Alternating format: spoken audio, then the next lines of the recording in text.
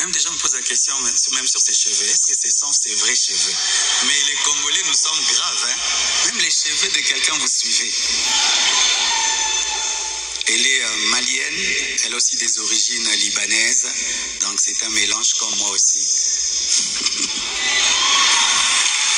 Alors j'ai quelque chose à vous dire. Alors pour ne pas aller de travers, j'ai préféré écrire afin d'être concis et d'être clair, parce que il est bon vraiment que je vous raconte comment on s'est rencontrés. Amen. Hein?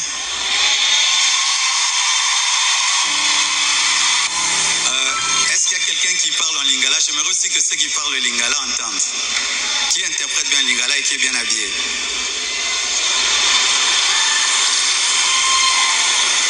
Ok, on va traduire pour ceux qui parlent en lingala un jour. Chers frères et sœurs, après le décès brusque de Maman Blanche, j'ai traversé l'une des saisons les plus sombres de ma vie. J'étais au bord de la dépression, même de l'AVC et même de la mort.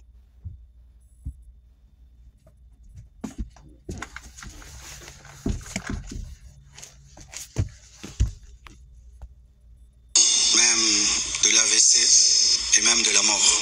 Mais beaucoup ne s'en sont pas rendus compte, car je faisais l'effort de rester fort pour vous encourager et pour que l'Église ne devienne pas un lieu de deuil permanent.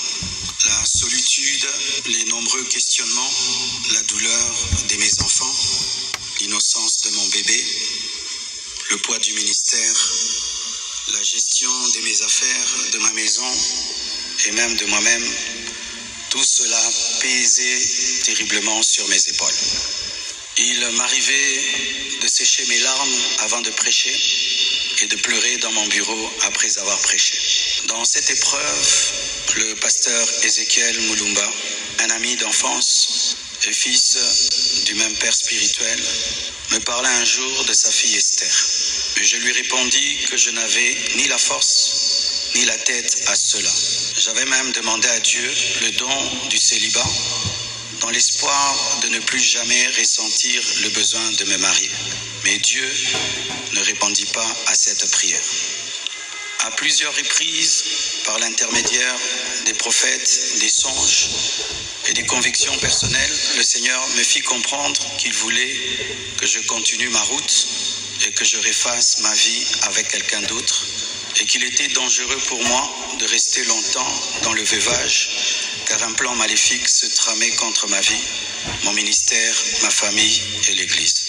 Je me souviens d'une vision particulièrement marquante. J'étais dans une chambre encerclée de très longs serpents aux couleurs magnifiques. Ils faisaient semblant de dormir, attendant que je marche sur l'un d'eux pour m'attaquer. Leur venin était aussi mortel que la beauté de leur couleur.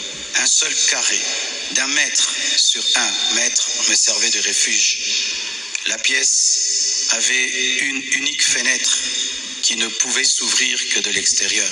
Et je voyais une servante de Dieu venir ouvrir la fenêtre afin que je puisse m'échapper. Dans cette agonie intérieure, le Seigneur me poussa à recontacter le prophète Ézéchiel, qui me donna le numéro d'Esther. Mais au début, elle ne répondait pas. J'en fis part au prophète qui lui transmit alors mon propre numéro. La première chose que je lui avais demandé, c'était de prier pour moi. Ensuite, nous avons commencé à échanger. Je lui ouvrais mon cœur, elle m'écoutait, me soutenait, priait avec moi, tout en continuant à remplir fidèlement ses responsabilités au travail, parce qu'elle était une responsable là où elle travaillait. Et à l'église, elle était photographe, caméraman, modératrice, prédicatrice.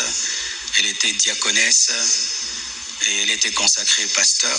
Et elle continuait à remplir fidèlement ses responsabilités au travail à l'église, même très tard la nuit, quand j'avais des insomnies et malgré le décalage horaire de 5 et 6 heures. Au fil du temps, une relation sincère est née. Une flamme s'est allumée et dans mon cœur, j'ai eu l'assurance que c'était elle. J'en ai parlé à son pasteur, à mes parents, à mes pères spirituels et à mes amis, afin de ne rien faire sans redevabilité, conseils et prières des autres. Même mes enfants ont été associés. Ils ont souhaité la rencontrer, ce qui s'est fait selon le timing de Dieu à Bruxelles.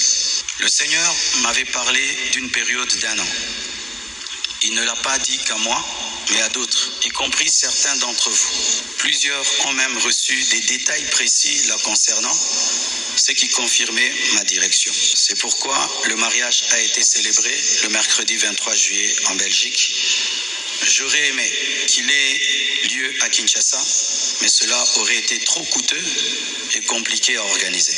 Je comprends que certains aient été surpris ou même blessés par cette démarche qu'ils trouvent très rapide. Mais sachez que pour vous, c'est une année. Mais moi, j'ai senti que j'ai fait 3 ans, tellement que c'était terrible, mais je ne pouvais pas, sur cette chair, vous relater ma vie. Si cela vous a offensé, je vous présente mes excuses les plus sincères. Mais sachez ceci, le Seigneur s'est servi d'Esther pour que mes enfants, après avoir perdu leur mère, ne perdent pas leur père. Pour que la compassion ait toujours un pasteur debout. Je l'aime profondément. Elle n'est pas venue pour effacer la mémoire de Maman Blanche, mais pour continuer l'œuvre, comme Élisée après Élie, avec humilité et soumission à Dieu. Priez pour elle, elle est étrangère, c'est sa première fois d'être au Congo. Elle a eu le baptême de 4 heures du temps d'embouteillage. Et aujourd'hui, Dieu a fait grâce, il fait froid. Je lui ai dit, tu sens le froid quand même? Elle a dit, mais c'est climatisé. J'ai dit, non, c'est le vent. Priez pour elle, portez-la dans vos cœurs, comme vous m'avez toujours porté dans les vôtres. Demeurez en paix et continuez à prier pour nous, pour toutes ces certaines choses que vous entendez. Je vais clarifier ça progressivement, avec le temps de Dieu, dans l'amour, dans le pardon et dans la sagesse, sans rancune. Et merci de tout cœur et que Dieu vous bénisse abondamment pour votre soutien. Vous avez prouvé au monde que vous êtes une église mature. Vous avez prouvé au monde que vous êtes une église enracinée. Vous avez prouvé au monde que votre foi est fondée sur Jésus. Vous avez prouvé au monde que vous êtes une église 4x4, une armée de Dieu. Des fois, j'ai dit à Dieu, tu as beaucoup de serviteurs, pourquoi tout ça c'est moi? Il y a beaucoup d'églises au Congo, pourquoi la compassion, la pluie, les écrans qui tombent sur les gens? Mais nous avons une grande destinée. Un jour, nous comprendrons pourquoi tout ça.